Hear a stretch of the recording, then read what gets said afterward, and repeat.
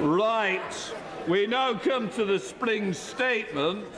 I now call the Chancellor of the Exchequer, Rishi Sunak.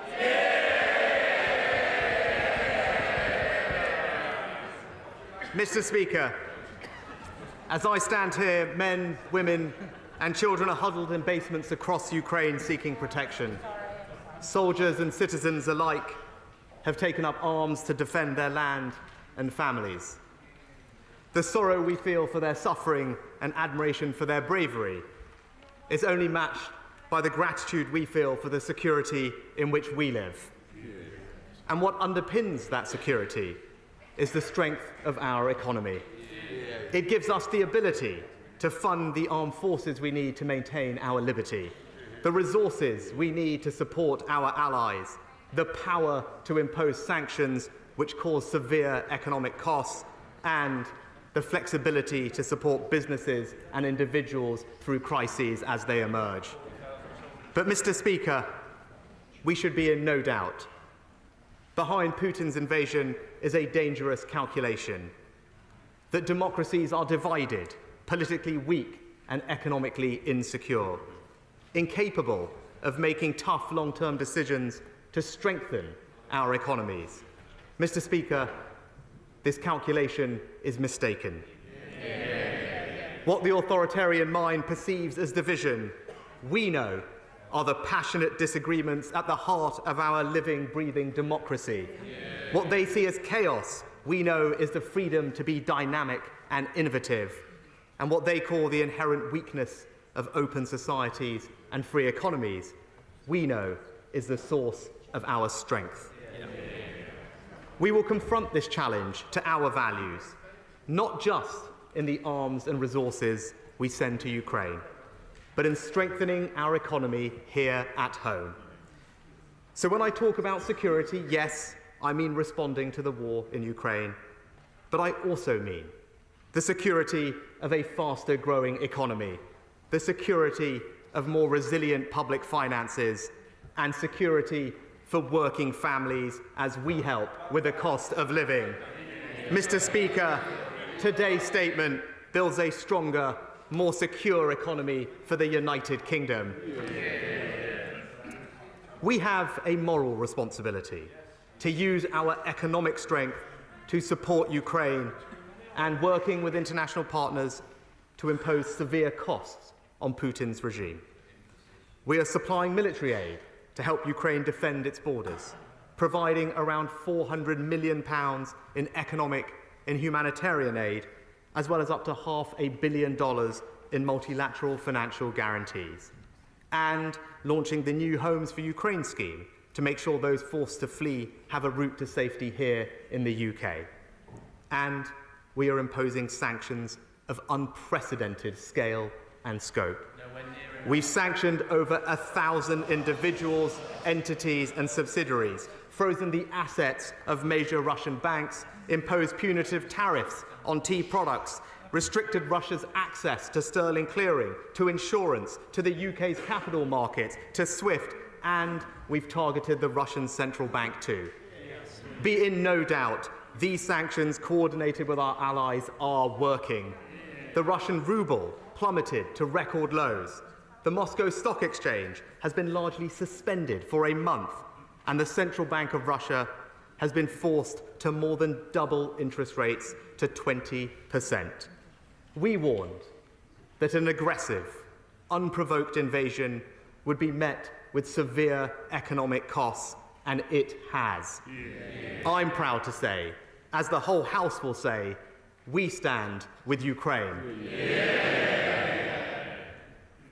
But, Mr. Speaker, the actions we have taken to sanction Putin's regime are not cost-free for us at home. The invasion of Ukraine presents a risk to our recovery, as it does to countries around the world. We came into this crisis with our economy growing faster than expected, with the UK having the highest growth rate in the G7 last year. But the OBR has said specifically, there is unusually high uncertainty around the outlook. It is too early to know the full impact of the Ukraine war on the UK economy. But their initial view, combined with high global inflation and continuing supply chain pressures, means the OBR now forecasts growth this year of 3.8%. The OBR then expect the economy to grow by 1.8% in 2023 and 2.1%, 1.8% and 1.7% in the following 3 years. The House will take comfort that the lower growth outlook has not affected our strong jobs performance. Unemployment is now forecast to be lower in every year of the forecast. It is already at 3.9%, back to the low levels we saw before the pandemic. But, Mr. Speaker, the war's most significant impact domestically is on the cost of living. COVID and global factors meant goods and energy prices were already high. Statistics published this morning show that inflation in February was 6.2%, lower than the US and broadly in line with the euro area. Disruptions to global supply chains and energy markets, combined with the economic response to Putin's aggression, mean the OBR expect inflation to rise further, averaging 7.4% this year. As I said last month, the government will support the British people as they deal with the rising costs of energy. People should know that we will stand by them as we have throughout the last 2 years. That's why we've announced a £9 billion plan to help around 28 million households pay around half the April increase in the energy price cap. And people should be reassured that the energy price cap will protect their energy bills between now and the autumn. But I want to help people now, so I'm announcing 3 immediate measures. First, I'm going to help motorists. Today, I can announce, for only the second time in 20 years, fuel duty will be cut. Yeah. Not by 1, not even by 2, but by 5 pence per litre. Yeah. The biggest cut to all fuel duty rates ever. And while some have called for the cut to last until August, I have decided it will be in place until March next year, a full 12 months. Together with the freeze, it's a tax cut this year for hard-working families and businesses worth over £5 billion. And it will take effect from 6 p.m. tonight. Second, as energy costs rise, we know that energy efficiency will make a big difference to bills. But if homeowners want to install energy-saving materials, at the moment, only some items qualify for a 5% VAT relief, and there are complex rules about who is eligible. The relief used to be more generous, but from 2019, the European Court of Justice required us to restrict its eligibility. But thanks to Brexit, we're no longer constrained by EU law. So I can announce for the next 5 years, homeowners having materials like solar panels, heat pumps or insulation installed will no longer pay 5% VAT, they will pay 0. Yeah! We will also reverse the EU's decision to take wind and water turbines out of scope and zero-rate them as well. Yeah! And we will abolish all the red tape imposed on us by the EU. Yeah! A family having a solar panel set installed will see tax savings worth £1,000 and savings on their energy bill of over £300 per year. And, Mr. Speaker, this policy highlights the deficiencies in the Northern Ireland Protocol, because we won't immediately be able to apply it to Northern Ireland. But we will be raising it with the Commission as a matter of urgency. And I want to reassure members from Northern Ireland that the Executive will receive a Barnett share of the value of the relief until it can be introduced UK-wide. And the Prime Minister will bring forward further measures to reinforce our long-term energy security in the coming weeks.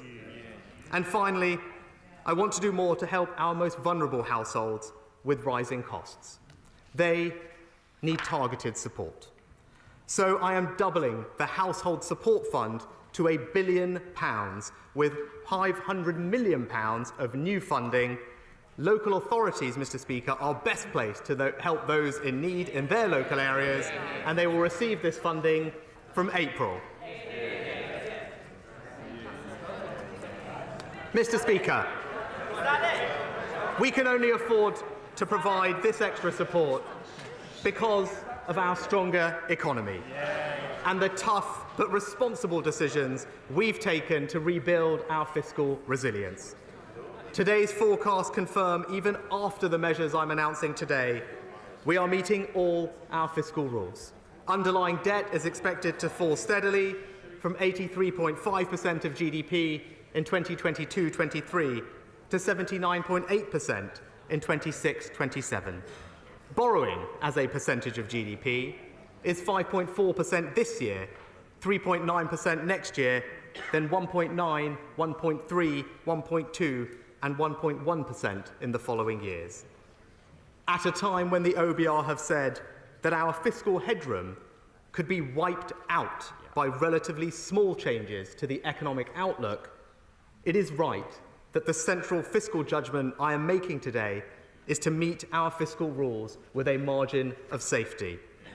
The OBR have not accounted for the full impacts of the war in Ukraine, and we should be prepared for the economy and public finances to worsen potentially significantly. And the cost of borrowing is continuing to rise.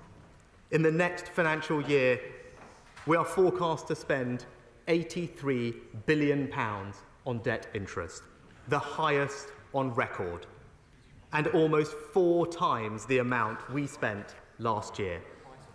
That's why, Mr. Speaker, we have already taken difficult decisions with the public finances, and that's why we will continue to weigh carefully calls for additional public spending. More borrowing is not cost or risk-free. I said it last autumn, and I say it again today. Borrowing down, debt down. Only the Conservatives can be trusted with taxpayers' money.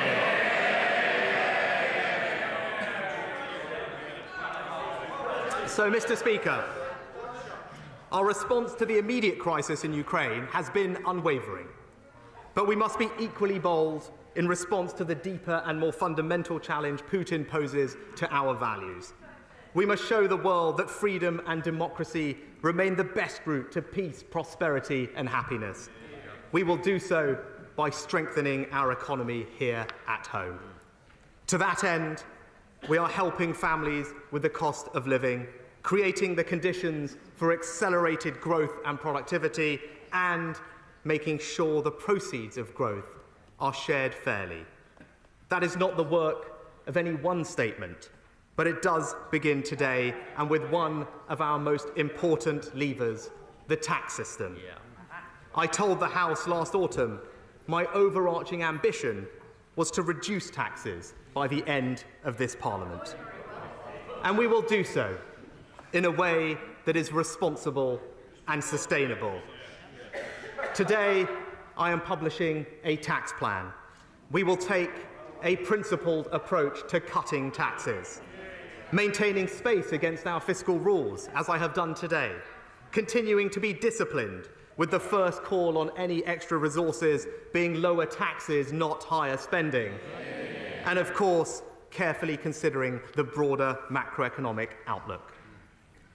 With those principles in mind, our new tax plan will build a stronger economy by reducing and reforming taxes over this Parliament in 3 ways. First, we will help families with the cost of living. Second, we will create the conditions for higher growth. And third, we will share the proceeds of growth fairly, ensuring people are left with more of their own money. Let me take each in turn. Mr. Speaker, there is now a dedicated funding source for the country's top priority, the NHS and social care, providing funding over the long term as demand grows, with every penny going straight to health and care. If it goes, then so does the funding, and that funding is needed now, especially as my right honourable friend, the Health Secretary's plans to reform healthcare will ensure every pound of taxpayers' money is well spent. When I said the Conservatives were the party of public services, the party of the NHS, I didn't just mean when it was easy, it is a total commitment. So it is right that the health and care levy stays, but a long-term funding solution for the NHS and social care is not incompatible with reducing taxes on working families. Over the last decade, it has been a Conservative mission to promote tax cuts for working people and simplify the system. That's why Conservative-led governments raised the income tax personal allowance from £6,500 in 2010 to the new level of £12,570. But the equivalent thresholds in national insurance, which define how much people can earn NICS-free, are still around £3,000 less. Now, the Prime Minister pledged in the 2019 election we would increase those thresholds. We made a big step towards that goal in my first budget in 2020, increasing the national insurance threshold to £9,500. Today, we take the next step. Our current plan is to increase the NICS threshold this year by £300. But I'm not going to do that, Mr. Speaker. I'm going to increase it by the full £3,000. Delivering our promise to fully equalise the NICS and income tax thresholds, and not incrementally over many years, but in one go this year. From this July, people will be able to earn £12,570 a year without paying a single penny of income tax or national insurance. That is a £6 billion personal tax cut for 30 million people across the United Kingdom. A tax cut for employees worth over £330 a year, the largest increase in a basic rate threshold ever, and the largest single personal tax cut in a decade. The Institute for Fiscal Studies has called it the best way to help low and middle earners through the tax system. It creates what the Centre for Policy Studies has called a universal working income. It is a tax cut that rewards work. And Mr. Speaker, around 70% of all workers will have their taxes cut by more than the amount they'll pay through the new levy. Once again showing it is this Conservative government delivering for hard-working families and helping with the cost of living. So, Mr. Speaker, the first part of our tax plan for a stronger economy is to support families with the cost of living. But as I set out in last month's May's lecture, to lift our growth and productivity, we need the private sector to train more, invest more and innovate more. People, capital, ideas. That's how we'll create a new culture of enterprise, the second part of our tax plan. The plan sets out tax-cutting options on business investment and innovation, with final decisions to be announced in the autumn budget. But these are significant and complex questions, so we will work with businesses over the summer to get the answers right. Let me explain to the House the direction of travel. First, people.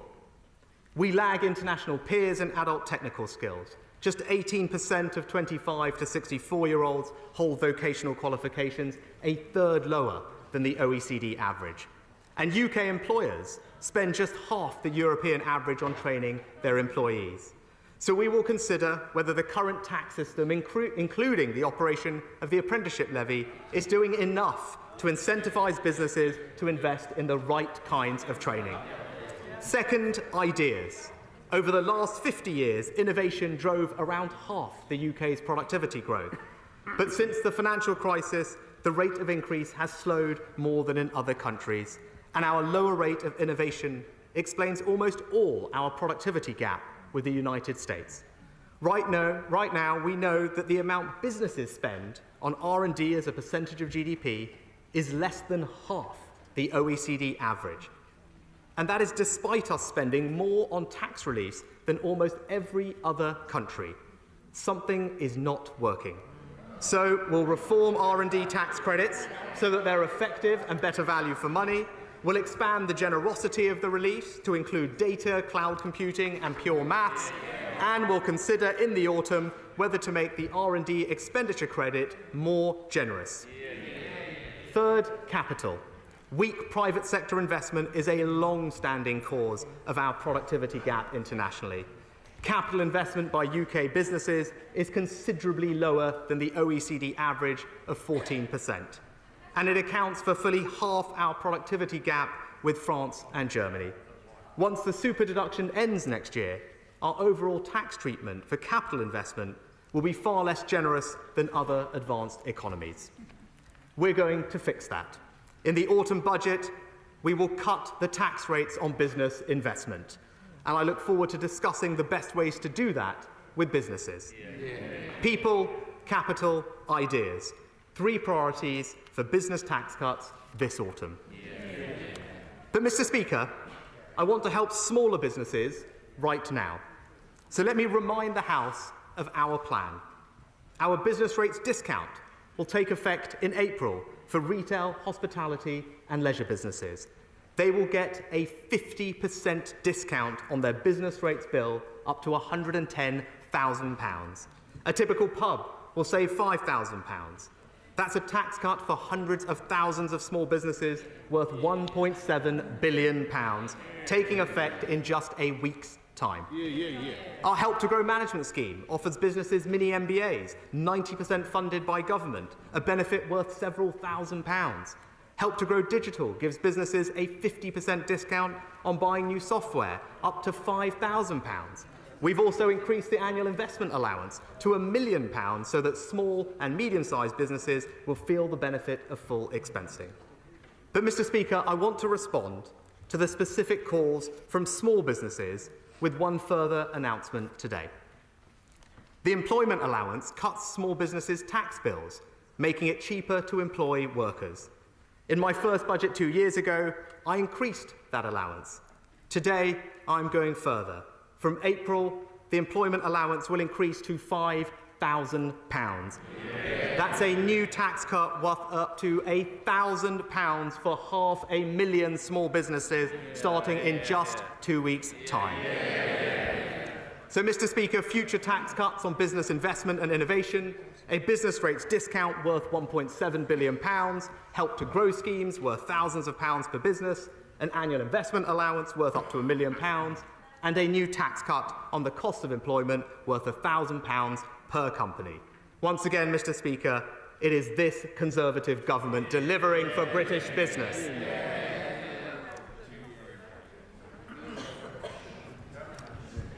Mr. Speaker, the tax plan I've announced today will help people and businesses deal with rising costs, will help raise the future growth rate of this country. But we want the proceeds of growth shared fairly, the third objective of our tax plan. The knowledge you can keep more of what you earn is a powerful incentive for people to work hard. It means greater economic security, and we know that individuals spend their money better than governments do. We've already announced today the equalisation of personal tax thresholds, giving over 30 million workers a tax cut worth over £330. And over time, I want to go further. But tax cuts must be paid for, they must be prioritised, and they must fit the economic circumstances of the time. A clear goal for Conservative Chancellors, and even some Labour ones, has been to cut income tax. The fact this has happened only twice in 20 years tells you how hard it is to do. COVID and the war in Ukraine have only added to the difficulty of achieving this by the end of this Parliament. I'm sure all members of this House recognise and understand those challenges. It would clearly be irresponsible to meet this ambition this year. And yet, I refuse to let that ambition wither and drift. By 2024, the OBR currently expect inflation to be back under control, debt falling sustainably, and the economy growing. Our fiscal rules are met with a clear margin of safety. And so my final announcement today is this. I can confirm before the end of this Parliament in 2024, for the first time in 16 years, the basic rate of income tax will be cut from 20 to 19 pence in the pound. A tax cut for workers, for pensioners, for savers. A £5 billion tax cut for 30 million people. And let me be clear with the House, it is fully costed and fully paid for in the plans announced today. Last year, I told the House I would cut taxes for hard-working families, but I would do so in a responsible and sustainable way. And today, I am delivering on that promise. So let me say this. Cutting taxes is not easy. It requires hard work, prioritisation, and the willingness to make difficult and often unpopular arguments elsewhere. It is only because this government has been prepared to make those difficult but responsible choices to fix our public finances that I can stand here and tell this House that not only are taxes being cut, but the debt is also falling whilst public spending is increasing. This doesn't happen by accident, Mr. Speaker. We can deliver for the British people today and into the future because, unlike the party opposite, we have a plan. A plan that reforms and improves public services. A plan to grow our economy. A plan to level up across the United Kingdom. A plan that helps families with the cost of living. And yes, a tax plan that cuts taxes on working families by over £330, cuts taxes on fuel by 5 pence a litre, cuts taxes on business, and yes, for the first time in a long time, cuts income tax. Mr. Speaker, let me end by simply saying this. My tax plan delivers the biggest net cut to personal taxes in over a quarter of a century, and I commend it to this House.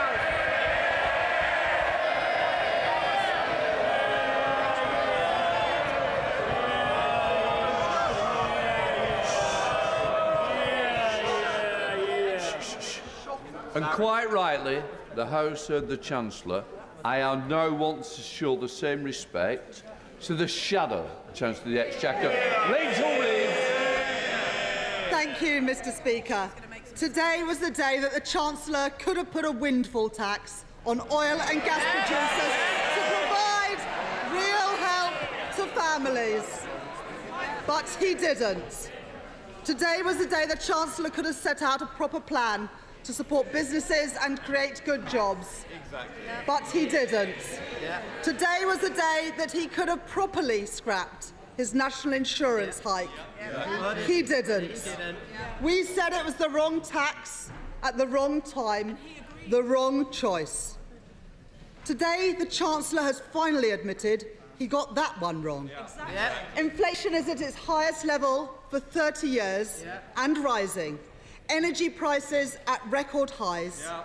People are worried sick. Yeah.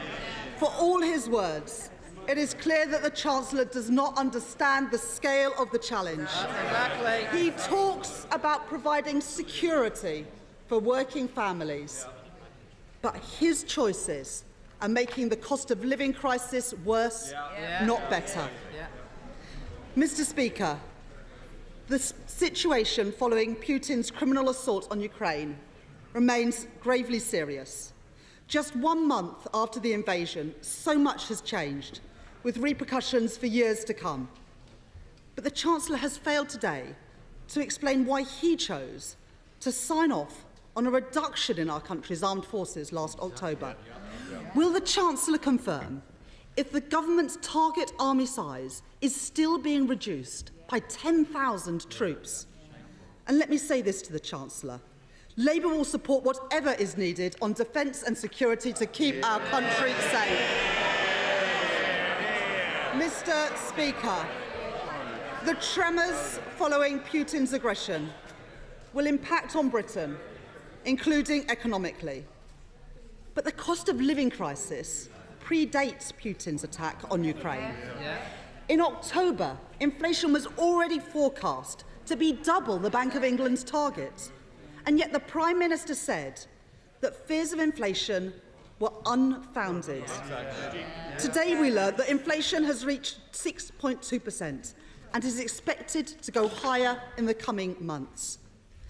People are rightly looking to their government to help them weather this storm.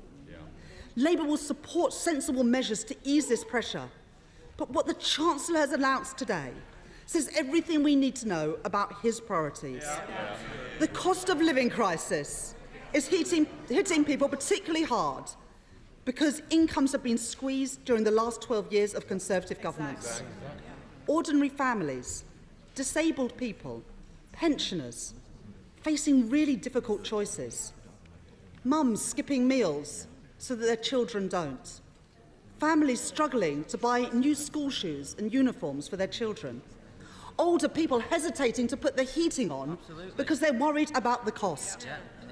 At the weekend, the Chancellor was asked about fuel poverty, and he didn't even know the numbers.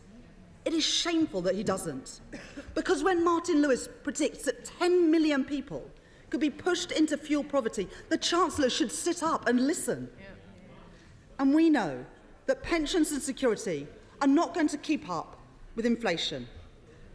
Pensioners and those on social security will be getting a real terms cut in their incomes. Cutting the pension. So what analysis has the Chancellor done on the impact of benefits being uprated by less than inflation?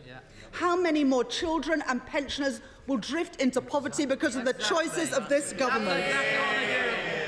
Cutting the pension. And who does the Chancellor prioritise? He continues to defend the record profits of oil and gas producers, who themselves admit that they have more money than they know what to do with. BP describes this crisis as a cash machine for them, but it is British people who are paying out.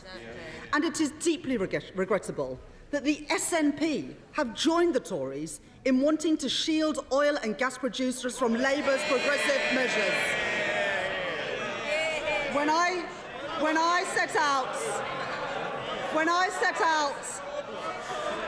I set out Labour's plans for a windfall tax in January, we estimated that it would have raised £1.2 billion. Now, because of the continued rise in global oil and gas prices, it would today raise over £3 billion.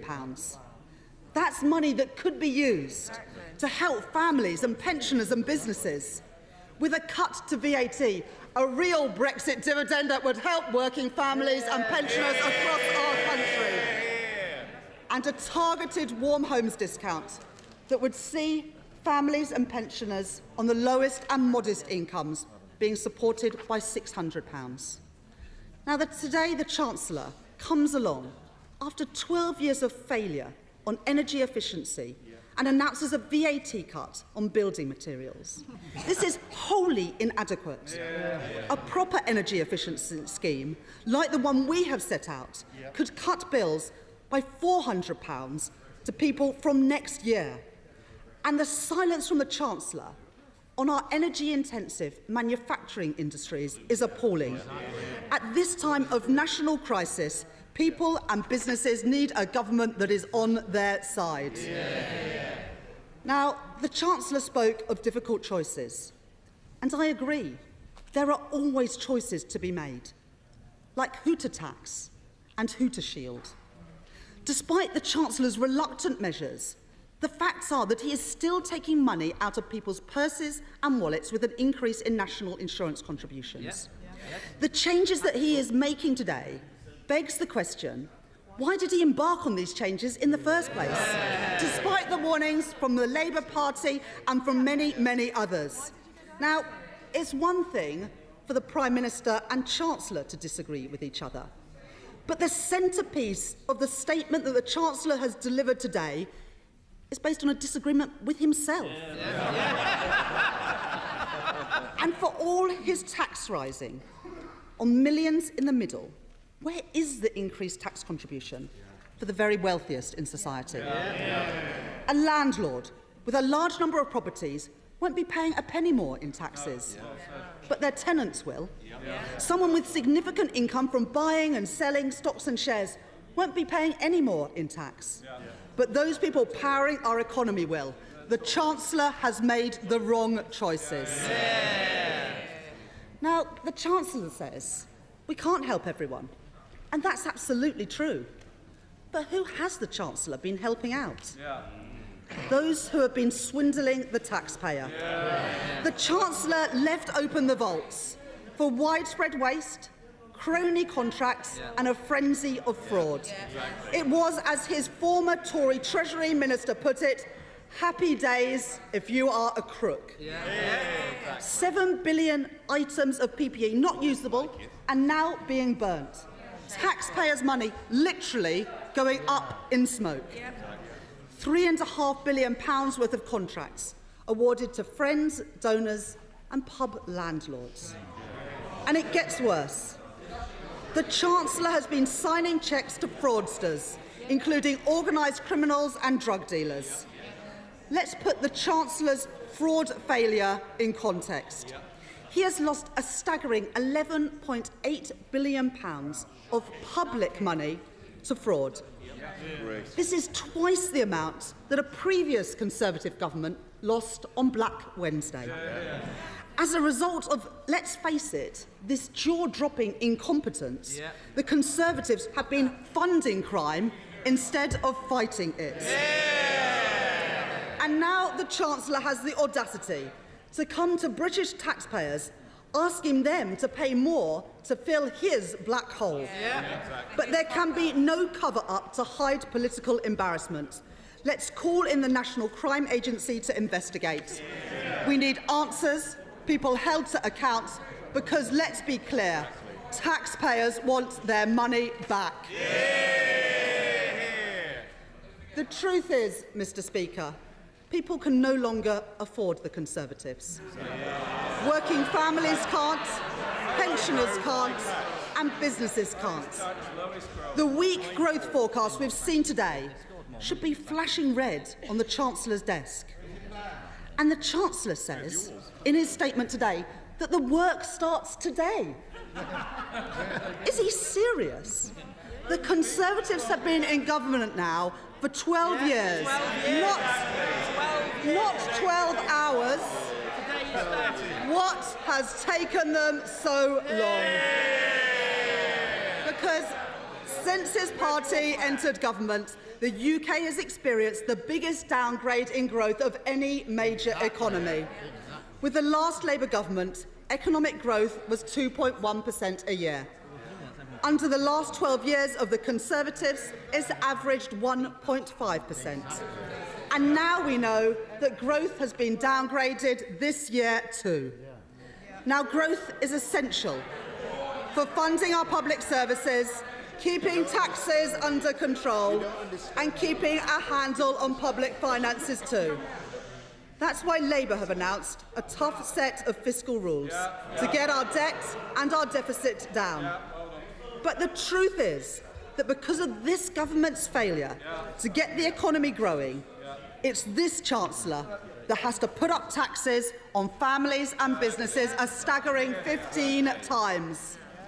This Chancellor has raised taxes more in the last 2 years than any previous Chancellor in the last 50. Now, he says it's all down to the pandemic, but the truth is the Conservatives have become the party of high taxation because they are the party of low growth. Now, I understand that the Chancellor has a portrait of Nigel Lawson above his desk. Well, today we've got an energy price crisis, record prices at the pumps, inflation is back.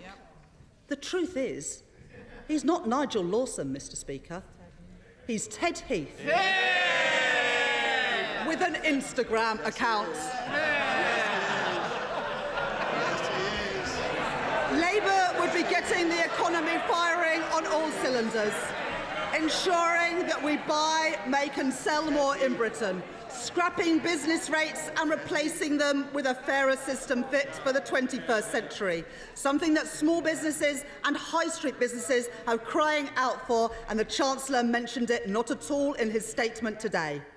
A climate investment pledge to decarbonise the economy, create good jobs in every part of Britain and strengthen our energy security too. Businesses are seeing unprecedented increases in their costs right now. But all we hear from this Chancellor today is a promise of jam tomorrow, rather than the support that is needed now. And today's statement lacks the long-term plan for productivity, skills and growth. Where is it, Chancellor? Mr. Speaker, I can't help but feel that in both the Chancellor's recent May's lecture and in his statement today, we are presented with increasingly incredible claims. Perhaps the Chancellor has been taking inspiration from the characters in Alice in Wonderland, or should I say, Alice in Sunak Land. Because nothing here is quite as it seems either. It's the sort of place where a Chancellor celebrates giving people £200 to help them with their spiralling energy bills before explaining that he needs it all back. In Sunakland, the Chancellor proclaims, "I believe in lower taxes," while at the same time as hiking Alice's national insurance contributions. So Alice asks the Chancellor, when did lower taxes mean higher taxes? Has down really become the new up? The Chancellor follows Humpty Dumpty's advice and says, when I use the word, it means just what I choose it to mean, neither more nor less. Now, Alice knows that under the Conservatives, taxes are at their highest level in decades as a result of the policies of this very same Chancellor. In fact, this Chancellor was the only G7 finance minister to raise taxes on working people during this crucial year of recovery. Curiouser and curiouser. As Alice climbs out of the rabbit hole to leave Sunakland, she recalls the words of the White Rabbit and concludes that perhaps the Chancellor's reality is just different from yours. The actual reality, Mr. Speaker, is that this Chancellor's failure to back a windfall tax and his stubborn desire to pursue a national insurance tax rise are the wrong choices. In 8 days' time, people's energy bills will be rising by 54%. 2 weeks today, the Chancellor's latest tax hike will start hitting working people and their employers. His national insurance tax rise was a bad idea last September, and he's admitted it's an even worse one today. The Chancellor is making an historic mistake. Today was the day to scrap the tax rise on jobs. Today was the day to bring forward a windfall tax.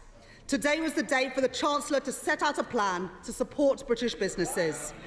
But on the basis of the statement today and the misguided choices of this Chancellor, families and businesses will from now on endure significant hardship as a result. The Chancellor has failed to appreciate the scale of the challenge that we face. And yet again, he is making the wrong choices for our country. Chancellor, the Exchequer.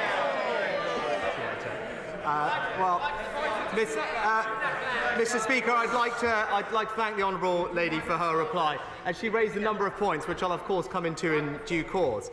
But I must say, listening to her statement, it did sound as if COVID and the huge damage that it had done to our economy and public finances had never actually happened.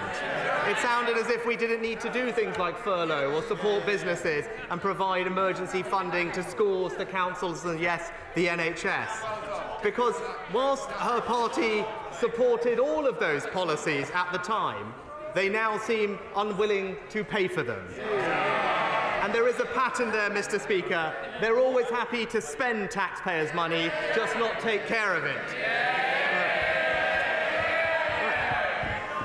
Mr. Speaker, just briefly address some of the specific points that the Honourable Lady mentioned. I thought it's telling that she opened her statement yet again calling for a windfall tax.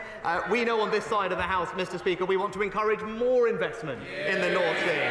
We want more domestic energy. We want more jobs for the UK. And a windfall tax would put that off, which is why with the Prime Minister we're bringing forward her comprehensive energy security strategy in the coming weeks to address that. She talked about business rates and supporting businesses, Mr. Speaker. In just a week's time, small businesses will be getting a 50% discount on their business rates bill in the retail, hospitality and leisure sector. It's the biggest tax cut to business rates outside of coronavirus since the business rate system was created. £1.7 billion. And I know she's said that she would like to abolish business rates. She also says she has some fiscal rules. I haven't quite figured out where she's going to pay for the £25 billion of tax cuts that involves, but I look forward to hearing it. She talked about defence spending, Mr. Speaker. I must say here, I mean, it's all very well to talk about the size of the army. At least the party opposite now seems to think that we should actually have an army, which is a welcome conversion, Mr. Speaker.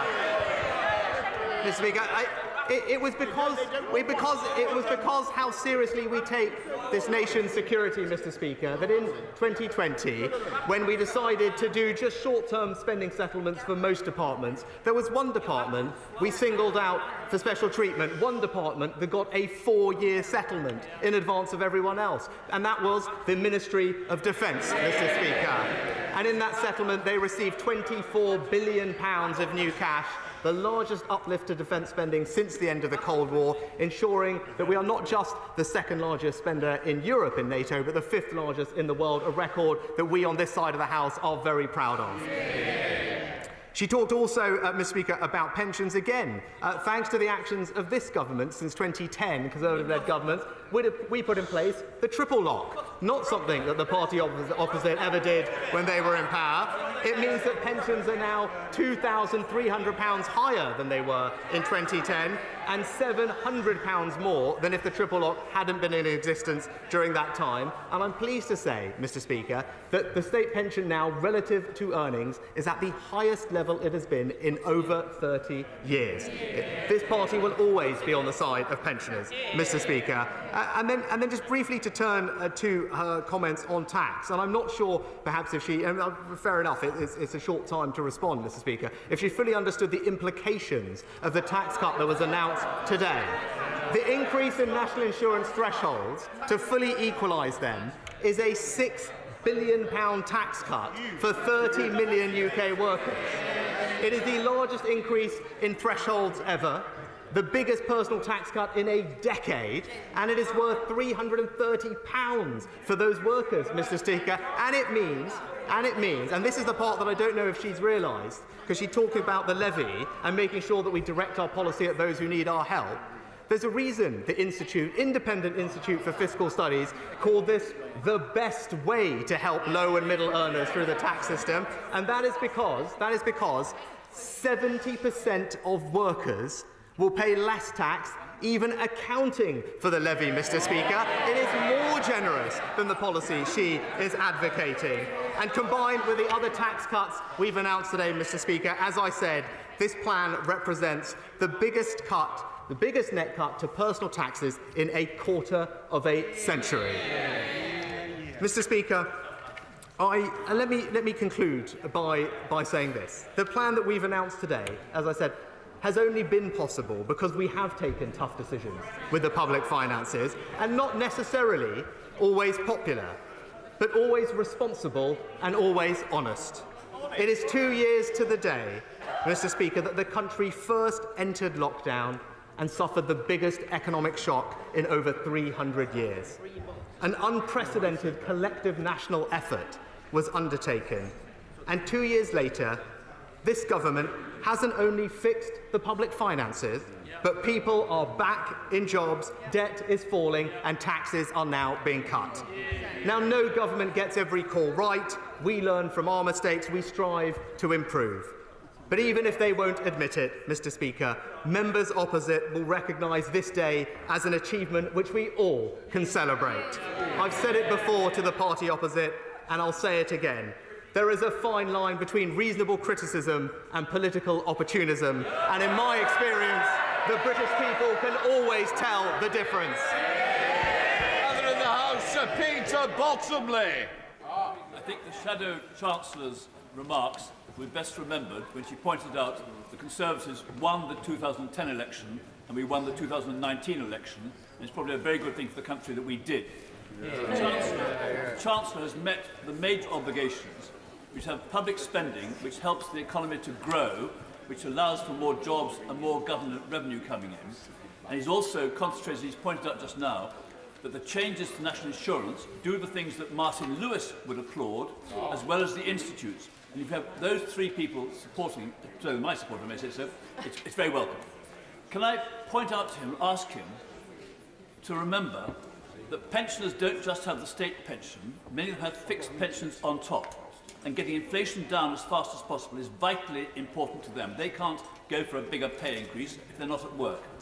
And can I finally say to him that some areas of public spending don't make it easy to have efficiencies. If teachers' salaries make up most of the cost of education, it's very important to make sure that we don't squeeze education and wreck our schools and the future of the pupils.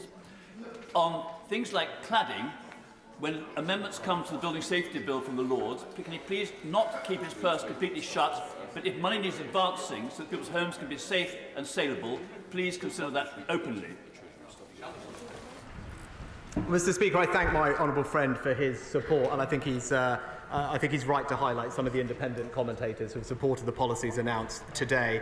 I'll just touch on one of the things he said, which is about education spending. I agree with him. It's vital for our country's future that we support our teachers and support our children. That's why the Prime Minister announced in total £5 billion of catch-up funding to help those children with the learning, recover the learning that they lost during the pandemic. Also why we're raising per pupil cash amounts by £1,500 over this Parliament and raising teachers' starting salaries to £30,000 as our manifesto committed to.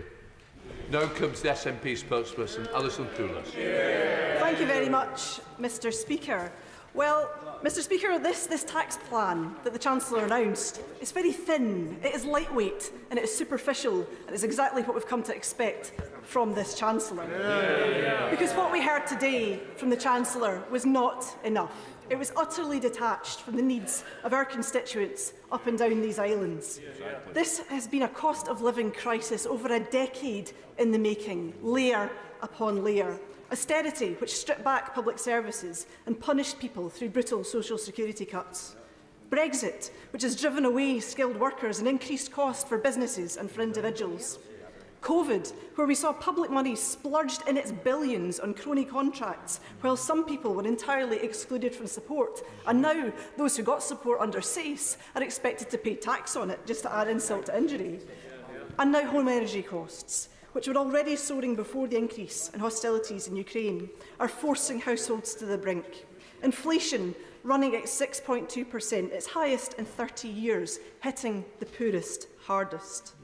Food prices rising, especially for the basics, and food banks seeing record numbers of people coming through their doors. The Chancellor said he's going to increase the household support fund, but really, is that it? Is that it? Because people are desperate and they need a good deal more help than that. Mr. Speaker, we know that sanctioning Russia is not cost-free, but the Tories cannot use this as a sleight of hand to distract from the layers of pain which lie beneath the current crisis.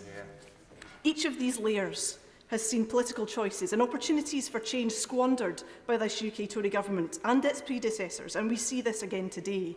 And this Chancellor has increased taxes more in 2 years than Gordon Brown did in 10, while people are struggling. The Treasury Select Committee issued a report this morning, and it says that the UK Government must take further action to support UK households, in particular those on lower incomes, to manage the subsequent rise in energy and other costs.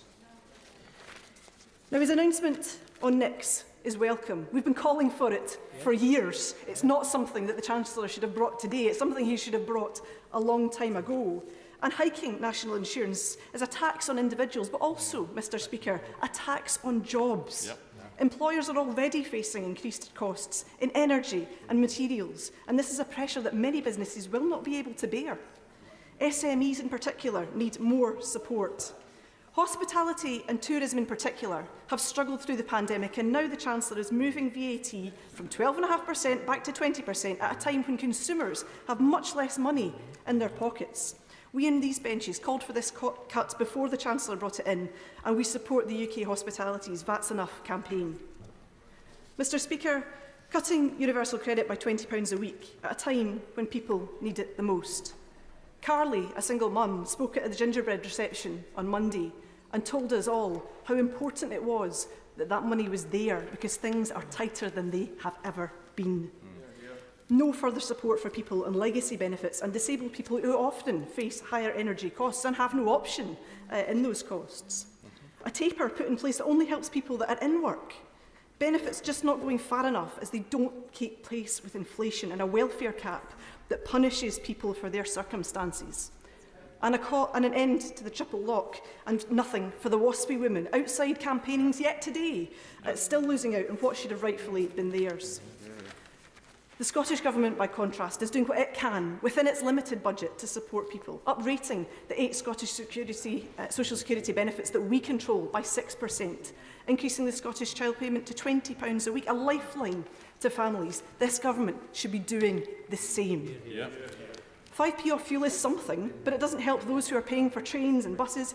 The Chancellor cut air passenger duty during COP26, but he still offers nothing for the millions of commuters who use public transport every day. Mr Speaker, I don't know if the Chancellor has ever had a prepayment meter. I don't think they fit them. I don't think they fit them, Mr Speaker, for swimming pools. But 4.5 million people across these islands. She says it's pathetic. 4.5 million people across these islands.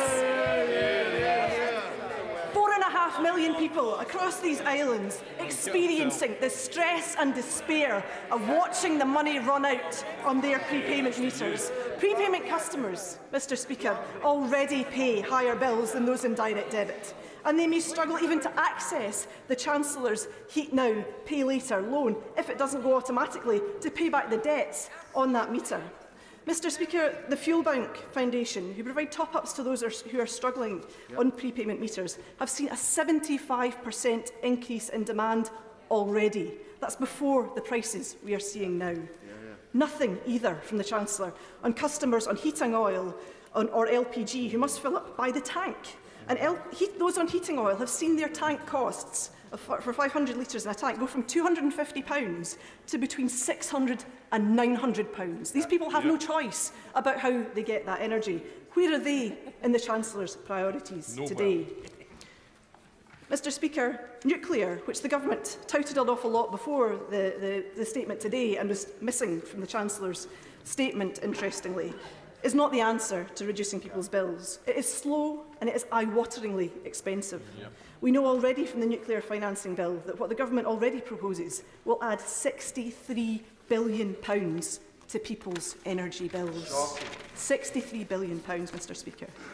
The Government should instead be fixing the long-standing inequality of grid charging, investing more in onshore and offshore wind, in tidal and in solar, and bringing carbon capture and storage in the north east of Scotland off their reserve bench now. Make it a real net zero transition worthy of the name. They could invest in a national programme of heat pumps, retrofitting and insulating. And I was glad to see his announcement on home energy efficiency and repairs, because this is something we've called on for a very long time, Mr Speaker. But this paltry announcement does not go nearly far enough, not even meeting the significant home energy intervention Scotland is already making. Mr Speaker, this Chancellor has choices. He could have looked at windfall tax on profits, yes, to the Shadow Chancellor, oil and gas, but also Amazon, Serco, Netflix. Why should they not have to pay up for their mega profits during the pandemic? And the Chancellor has had a windfall of his own. Tax revenues are higher than expected. The deficit is £30 billion lower than planned. And looking at the OBR reports that came out today, VAT has gone up by £21.7 billion. £21.7 billion extra in the Chancellor's coffers. And self-assessment up by £5.2 billion than forecast late last year. This could have been used to cushion the cost of living crisis and to invest in renewables and to wean us off fossil fuel. Money-saving expert Martin Lewis was stark in his warning in Sunday Morning. He says, as the money-saving expert has been known for this, I'm virtually out of tools to help people now. And he said while watching this that his head sunk. There is no help for people on energy. Mr. Speaker, in closing, people face a crisis that the Chancellor could have done more to avert, and he's made the choice in so many ways not to act. There's nothing in his announcement today for Scotland. And we on these benches look forward to the day when Scotland has a government with the full fiscal powers to make sure that all of our people, all of them, can have a decent standard of living, and that no child goes to bed with an empty tummy and a cold home. Chancellor of the Exchequer. Well, Mr. Speaker, the Honourable Lady said there's nothing in this statement for Scotland. Maybe she missed the part about the UK-wide fuel duty cut, which will save a typical, together with the freeze, will save a typical driver £100 this year, typical van driver £200. Maybe she missed the part about the largest increase to personal tax thresholds ever, a £6 billion tax cut, which will help 2.4 million people in Scotland, starting in just a few months' time, or indeed the 75,000 businesses that benefit from the employment allowance. Again, a £1,000 tax cut for Scottish businesses coming in very shortly. And actually, what I didn't hear from her, Mr. Speaker, she mentioned that Scotland wants, as ever, more fiscal autonomy. Scotland already does have a considerable degree of fiscal autonomy. And what I didn't hear was whether the SNP are going to deliver the same income tax cut for Scottish taxpayers that the UK government is delivering as paid for in these numbers in 2024. I look forward to hearing from the Honourable Lady that the Scottish government will be cutting taxes for their taxpayers with the powers and funding that they will get. Mr. Speaker, I always want to make sure that we look after the most vulnerable in our society. The Honourable Lady mentioned a single mother who she knew. I'm pleased and proud, in fact, that because of the actions of this government, increasing the national living wage in April by 6.6%, by cutting the UC taper rate, Mr. Speaker, and indeed by the increase in personal thresholds today, taken all together, all tax and welfare changes, that single mother of 2 children working full-time on the national living wage will now be £1,600 better off.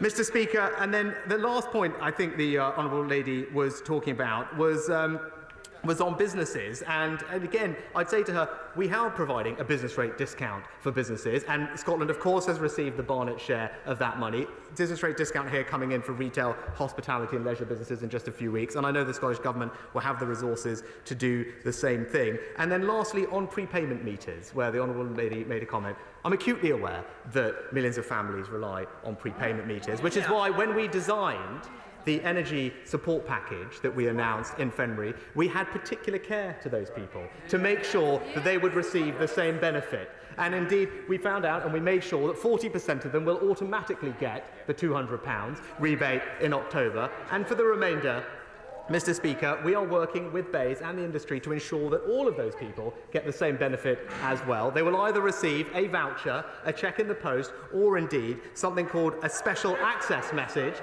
to their phone on SMS, so that when they go to one of the retailers that they use to top up their meter, they will also benefit from the actions that we have taken, because this Conservative government is on the side of everyone, Mr. Speaker.